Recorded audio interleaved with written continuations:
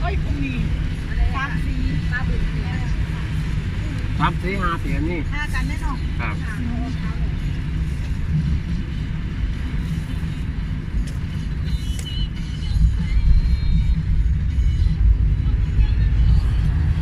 เดี๋ยวม้วนอ่ะ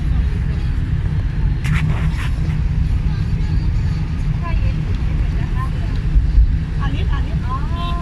ว่าวันนี้เป็นคนโอ้ทำงานเป็นมาที่แคร์สิบ้านผู้หญิงในบ้านกับเท่าไหร่แล้วกับ6 2แล้วก็เครื่องหรือว่านั่งรถไฟหรือว่านั่งรถเรือมีเครื่องเดียวกลับมาวันที่3เดียวกลับมาเดียวนั่งเอง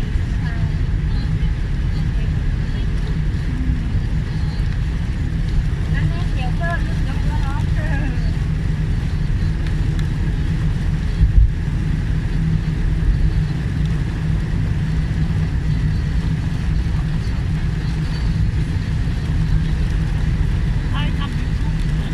มาได้ไม่รู้ น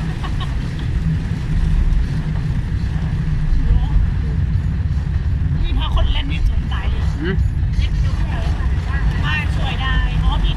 คนไม่แต่ไม่ใช่พายุที่คือว่าคนเดียวเป็นโบนไม่ทั้งอะไรเลยพอหลังเลย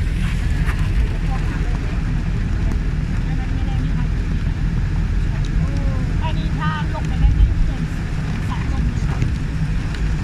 นั่นก็คืองั้นเลือกเขาให้เขาฟังหมดเลย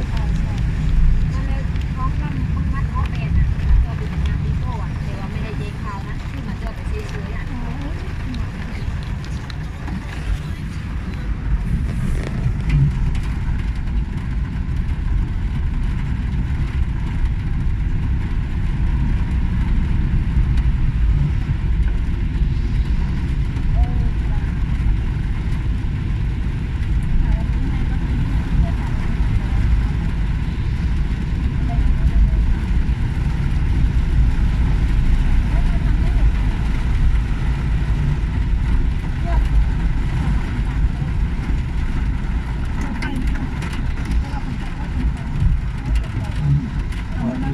ไม่ค่อยมี